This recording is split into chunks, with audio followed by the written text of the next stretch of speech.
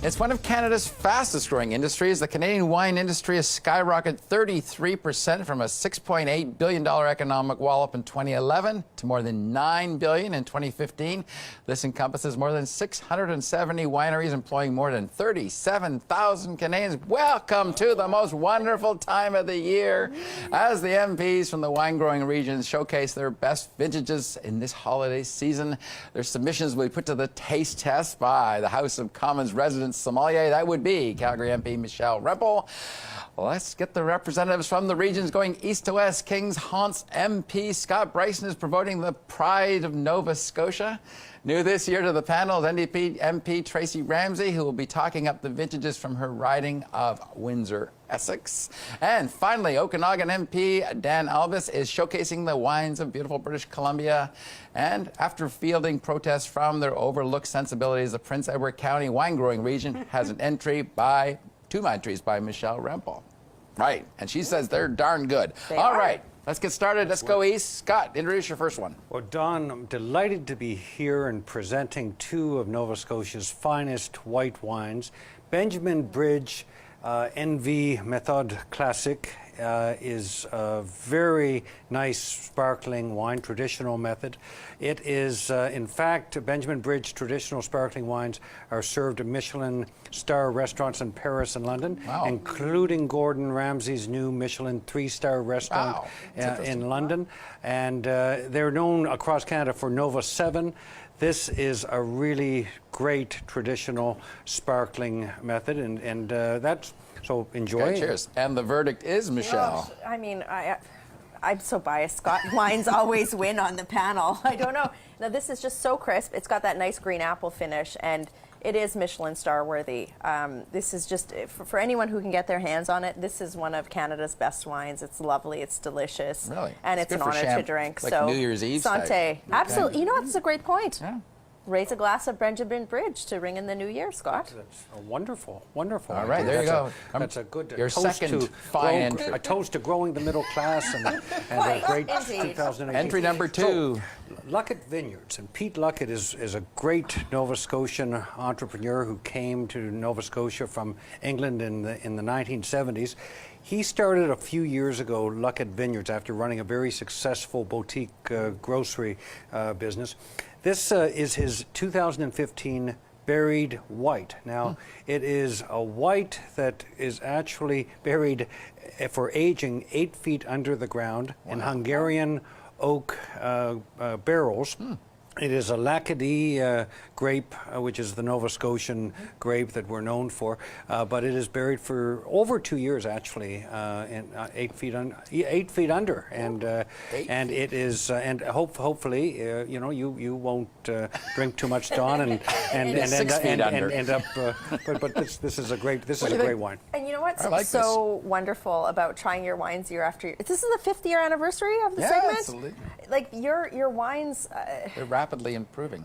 We talk about terroir, right? And we talk about wines that come from, are evocative of the place. And this is, you know, it's well made, but it's also distinctly Nova Scotian. It's beautiful, and my congratulations to the winemaker. I just wish we could get more of this across Canada. And also, I call dibs on that bottle after we're done the segment. When you come to Nova Scotia, go to our wineries. In our part of Nova Scotia, we've gone from 2 to 24 wineries since I was elected, and that's not just due to my consumption. These are really great wines. And make sure you get up to Luckett Vineyards. The view from there of Cape Blomidon is magnificent. Tracy, Essex. Yeah, Bring it on. I'm thrilled to be here as the new kid on the block. I don't think a lot of people think of Southwestern Ontario when they think of wine, but we have 18 wineries in my region, and we're growing. So I'm really happy to bring a red from Cooper's Hawk, which is on Lake Erie North Shore. And again, this is a really growing region. This is a beautiful winery on 67 acres that has a gorgeous restaurant, event space. We're really growing the tourism around this, but this is just a wonderful local wine, a Cabernet Merlot that I bring to. I don't think of Essex, but what did you think of this? Well, it's nice to have a new kid on the block. The reality is that, you know, as we see the effects of climate change, Canada is going to be looked at more and more different parts of our country as really strong places to grow wine. So it's nice to see areas like yours experimenting with what works there, and then developing wines which, are accessible, they're beautiful, and I think you're going to have a lot more coming out of your region. This is a really nice, could be just a great reception wine, entertaining. It's beautiful. Yeah. Okay. All right. Next one, Tracy. So next we have a white, and this is from Viewpoint Estate Winery, which is on the gorgeous shores of Lake Erie. Again, a really beautiful, family winery that's grown up. And this really, I picked this because it's the big V, and it talks about the vision, and the vision of this wine is to showcase the character and the quality of Essex region wine. So I think that really sums up what we're trying to do down in the Essex Pelee Island region, and really growing our wine industry. And everybody needs a wine like this in their repertoire for the holiday season. This is accessible. It's somebody who might shy away from wine, but it's really fruit forward. It's well balanced. It's got some nice acidity, and it's just a fun holiday wine that you could pair with a lot of food. So nice choice, and well done to the winemaker. All right, Dan. Well, Don, I wanted to tell a little story today, so I brought some wines from South Okanagan. And so, this first one, the Fumé Franc, is actually from Fairview Mountain Cellars, and it's the ultimate expression of truth in labeling, something Vinter Bill Eggert believes in strongly. Yeah. And so with many wildfires, we saw again this past summer, one of the most commonly asked questions in our area is, how does the smoke affect the grapes? And so this lovely creation uses Cabernet Franc, that are particularly susceptible to smoke infusion. So you can literally taste the smoky accents that are made out, and this has made fans of this vintage.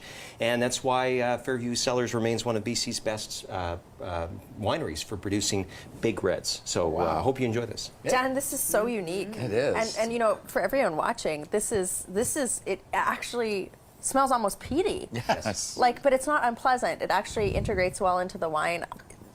This is such a, to any wine geeks that are watching this tonight, you have to get a bottle of this. This is so Canadian, and it's actually really well done.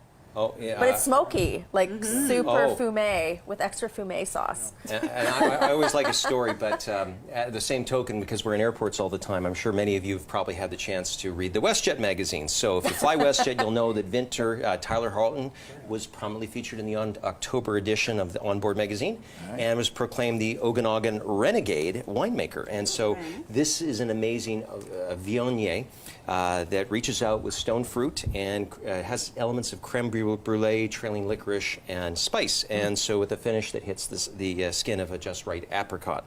So many consider this Viognier a reference example of what can be accomplished as a true taste of the Okanagan. And what I'm excited about is you have a small family winery competing with the best of them and getting their name out. I don't think we've had a Viognier on the show before. So this is a grape that is native to the Rhone Valley of France. The sub-appellation is actually called Condrieu. I believe I'm pronouncing that correctly. But it's a wine that you should pull off the shelf because it's, to me, it always smells like kind of gooseberry. And if you ask a wine snob, they'll almost say, well, it's got this pleasant smell of cat pee, which sounds so pretentious.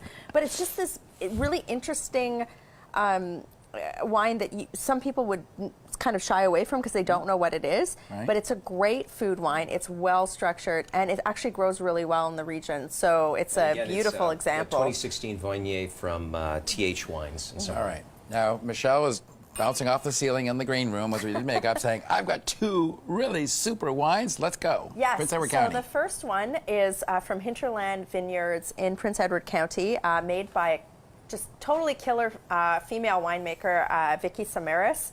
She's making ridiculous wines. This is a sparkling wine that has been aged on its lees for 5 years. Now, what does that mean? Part of the wine making production means you have yeast, right, which is a catalyst for the chemical reaction that creates alcohol and deliciousness. And those cells actually settle out during the winemaking process. And oftentimes those are racked off. It's a process in the winemaking process that takes it away, but winemakers will sometimes let the wine sit on it to give it a more complex, bready flavor. This has been done so well. This, to me, when you look at what this winery has done in such a short period of time, this is a world-class sparkling wine, and strong women make strong wine, and this is beautiful. So Absolutely. cheers! Another nice wine for your New Year's celebration. That's for sure, and really, really reasonably priced for the quality that you get on this. And of course, Norman Hardy. We haven't had Norm on the show in a while, Don, but you know what's. Norman Hardy is one of Canada's best winemakers. This particular wine, the Pinot, all of the grapes are sourced within, I think it's a 25-kilometer radius of his actual winemaking facility in the county. The county's had a lot of difficulties with freezing and frost, and to me, you know, this I also believe is actually barrel pressed to give it. It's a gentler process. It's more difficult, but it just gives the wine this nuance. This is just such an artistic, beautiful production. You know, to be able to get this at something like the LCBO, it's just, to me, it speaks to the quality of Canadian wines writ large. But again, I think it's just such a evocative wine of the county, and it's a real privilege to be able to drink this. And if any of you try and steal it from me after the segment, I'm going to bite your hand. So there's that. Well, I got to say, we've done this, as I said, this is our 5th year, and I don't know about you, but I have noticed increased excellence as it goes. Like, is that climate change? Is that what the grapes change? I think part of it, and I mean, like Scott, and Dan, you guys all might want to comment on this. I think that Canadian winemakers have been experimenting a lot to try and figure out what grapes grow in what regions, what Canadian consumer demand is. Right. There's been a lot of investment in the industry. When you look at areas like, you know, Scott's, yours, Essex, you talked about, you know, Tracy, there being a restaurant in your area. It's one of those great stories of economic diversification. Yes. And I think Canadian wine is starting to make it on the international stage. You know, Scott, you were talking about this being served in Michelin restaurants around the world. People should start buying Canadian wines, even with an eye to cellar them, because our production is being bought up and sent to other countries. Because other countries, I think, before we are in our domestic production, are really saying this is high quality. Well, the climate change, though, is that's rendering Bordeaux region and Napa and Sonoma regions less conducive to producing high-quality whites, is actually rendering Canadian wine regions more conducive. And this is something that's an opportunity. There's also a great immigration story to this. We need more new Canadians. We need more people coming to Canada. And there's a lot of expertise in other countries on wine. And a lot of the people who have been leading the Canadian wine industry initially, a lot of the pioneers are people who actually came here from other countries. And there's a real opportunity to grow our population and to grow our grapes and produce our wine. So you're going to be the Napa Valley in BC. Well, that's a big part of it. And Michelle was right on about the investment. We're seeing a virtuous cycle. We're also seeing, though, second-generation farmers now coming to the table where the family winery is being passed on. And oftentimes the children have degrees in agriculture or in business and commerce.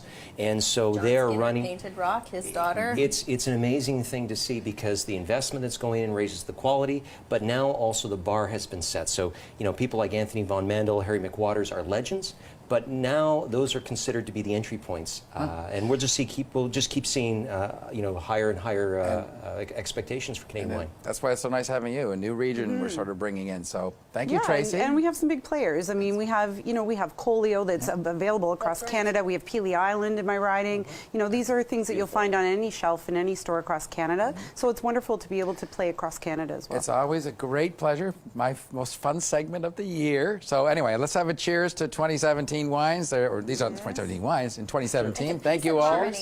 Cheers. All right, after these messages, a glimpse of 2018 through my, at times, cloudy crystal ball. Please stay with us.